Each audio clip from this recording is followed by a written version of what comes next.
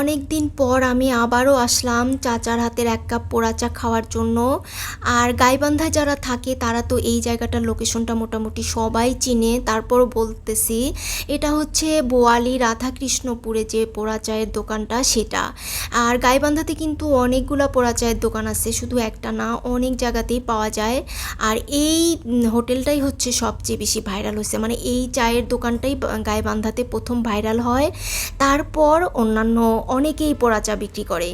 যাই হোক, আসার পর তো আমার অনেক ভাল লাগতেছিল, মানে ওয়েদারটা একটু মেঘলা মেঘলা ছিল, আকাশটায় হালকা মেঘলা, বৃষ্টি নাই। তো আমি ভাবতেছিলাম যে বৃষ্টি হবে কি না, বাট প্রচণ্ড পরিমাণ বাতাস, এত বাতাস। আর এই জায়গাটাতে তো একদমই খোলামেলা, মানে শুধু একটা হোটেল আর অনেক দূরে দূরে কিছু বাড়িঘর আছে, আর সামনের এই জায়গাটা তো একদমই ফাঁকা।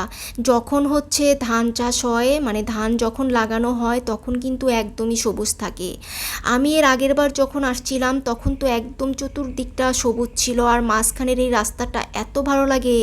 তো মানুষ দেখলাম যে অনেক দূর দূর গিয়ে একদম ফাঁকা জায়গাগুলোতে গাছগুলার পাশে দাঁড়িয়ে দাঁড়িয়ে পিক তুলতেছে।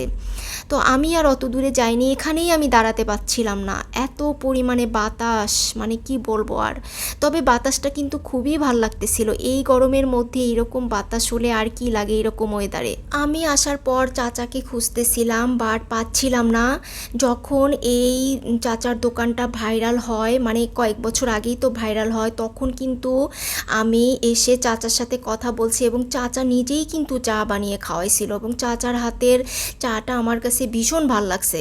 তো আমার ফ্রেন্ড সহ, আমার বোন সহ কিন্তু আসছিলাম তখন। তো এবারও কিন্তু আমার বোন সহ আমরা ফ্যামিলির অনেকেই আসছি এখানে চা খাওয়ার জন্য।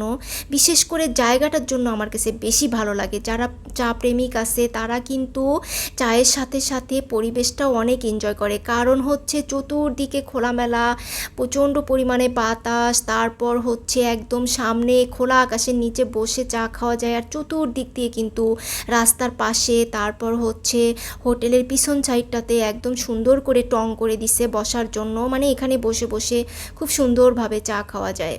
তো যাই হোক, আমি তো চাচাকে খোঁজার পর পাচ্ছিলাম না, আবার জিজ্ঞেসও করছি, হোটেলে জিজ্ঞেস করছি, তো ওনারা কেউ বলতে পারছিল না, বলল যে অন্য, মানে পিছনে গিয়ে যারা রান্না বান্না করে ওনার রিলেটিভ আছে তাদের কাছে খবর নেওয়ার জন্য।